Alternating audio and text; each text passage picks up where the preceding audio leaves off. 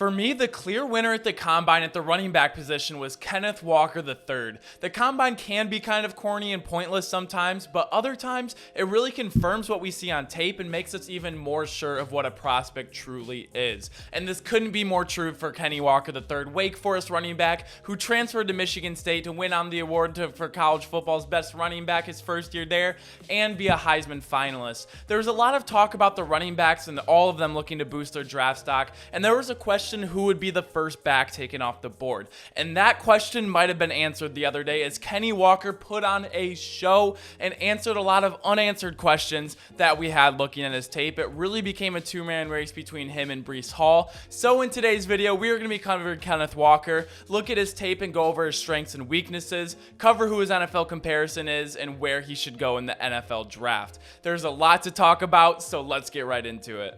Kenneth Walker measured in at 5'10", 210 pounds, and everyone thought he was going to run fast, maybe like high 4.4s, but nobody expected him to run an official 4.38 40-yard dash. And this is going to be the first strength that we're going to cover in this film analysis, and it's called Deceptive Speed, because even though he is fast, he doesn't look like he's fast on the field, and this actually causes a lot of problems on the defense, so let's look at some tape. And the first group of plays we're going to look at is all be about deceptive speed. It's when a defensive player has great positioning to make a play on the ball and just doesn't. So let's look at this right now. Kenneth Walker took this inside zone, and it's clearly what his path is he's going to go up the sidelines. And right now, him and the safety, there's 10 yards of separation. And now this is where the decision needs to be made. He needs to choose where to meet him at. Is it this angle? Is it here? Is it here? And what Kenneth is able to do, his deceptive speed, is he's always able to make them guess wrong. They always think they can get him at a shorter angle and they always misjudge it. So he's going to flatten this out way too much. So where his landing spot should have been is around the first down marker. And this is what you would do if you thought someone was as fast as they are. But he just doesn't look all that fast on film. But what is he going to do? He's going to be able to run right past him, get the corner, pick up an extra 15 yards than if the safety picked a good angle. And again, now we can look up to this game against Rutgers. He has great patience, great vision, being able to bounce this out. And now we can see the corner. He has outside contain. He's not going to have a receiver on him. So right now it's him and Kenneth Walker, and it is a race to the sideline. So again, choose your angle depending on how fast you think the guy is. And time after time, every time I stuck it on film, everyone just kept underestimating how fast he is. And now that maybe that they see this 4.38 number, they're going to think a little bit differently now. But just watching him, your eyes lie to you because he doesn't look like he's running a 4.38, but he consistently was able to get the corner on the defenses. Last play in this section, but right now the single safety for Michigan is going to be the culprit. They're going to run this simple zone play off tackle right here, and just watch him how he just completely miscommits. This is a huge run that he had on his 197-yard day. So as he's going to get this handoff, the safety reads run all the way, doesn't have any play action reads, no receivers going on routes, just completely misjudges it, and now Kenny is 65 yards to the house.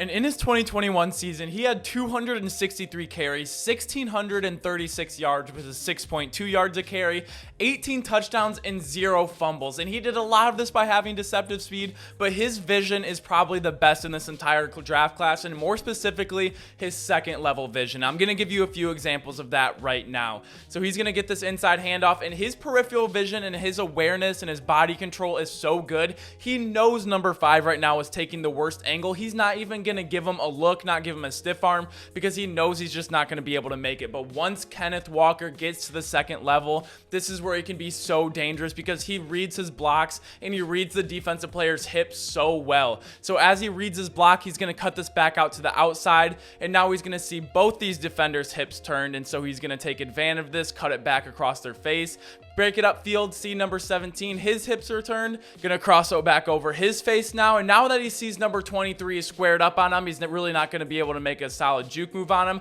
Now he's going to lower his shoulder, and this is how he's able to protect the ball, stay safe, and get all these extra yards once he hits the second level, which is not just straightaway speed. And sometimes to a fault, he can be looking for these cutback lanes or looking to change the direction of field too much, but not often. His vision is so good. He's usually right when he makes decisions like this, when it's an inside run play and he bounces it to the outside, or he's able to read his receiver's blocks and cut it back to the outside. This is what showed up on film over and over and over again. as he's able to find this amazing cutback lane right here. As he gets the handoff, I mean, right here, what are you supposed to do? This looks like this play should be absolutely dead, but he's able to keep his eyes downfield and find this amazing hole for the touchdown. And this is such a good asset to have on your team, not only when your running back is patient, but he doesn't have to worry about what's right in front of him. He can move his eyes downfield and be one step ahead. As he cuts it back out to the left, he's looking downfield, making this cutback, making the middle linebacker look silly, and picking up these extra gains when it really looks like nothing was there to begin with.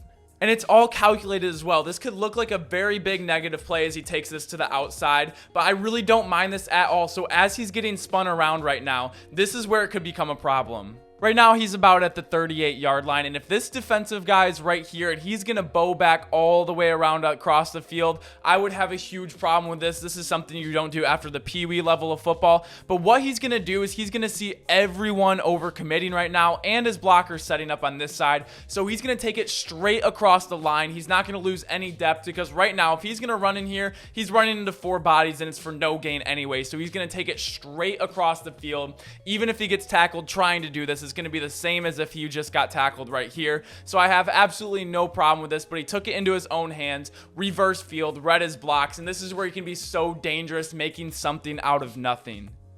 And Kenneth Walker III takes the phrase making the first man myth almost way too literally, because when the first defensive player comes in unblocked when he gets the ball, most of the time they wouldn't even tackle him if it was two-hand touch football. He's able to have great body control and just have the shifty, this little slide hop steps move is his go-to, whether it's on the inside or the outside, whether it's around the goal line or not, just completely make them whiff and be able to drive in. And he's really not one to like put his shoulder down and drive right through you, but what he's really good at, and actually let's slow down and watch this one.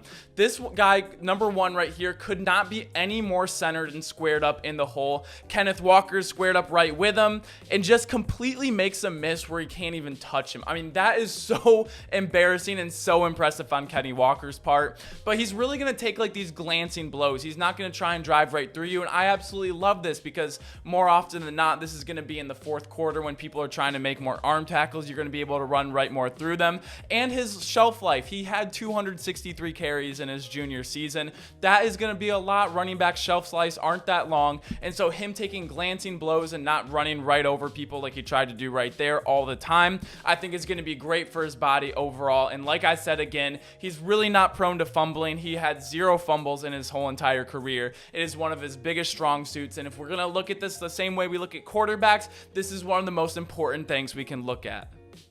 And now if we start looking at some of Kenneth Walker's weaknesses, we always thought going into this combine, he's not really a third down back because in his 3 years of playing football, he only got 19 receptions out of all of them. And that's because we really didn't have the opportunity to. So we really never got to saw that. But at the combine, these are the questions that he answered because he looked really fluid coming out of the backfield. He had great hands. He was able to pluck the ball right out of the air. And so this, I think, boosted his draft stock and made him the #1 running back that's going to be coming off the board, because he did prove that he can come off on third down, go out for routes, and be a sure pass catcher. Another weakness is he can be premature looking for the cutback lanes like I saw. Most of the time it doesn't affect him that much, and it's a good thing, but also when it's premature and the lane is there, if you were to just hit it and hit it hard and didn't hesitate, and it resulted in some negative plays. Another thing is he's not the best pass blocker in the world. He'll really go for a cut block or a chop block when a linebacker or a defensive lineman is coming in free. He doesn't really like to square people up and do it. He is slightly undersized,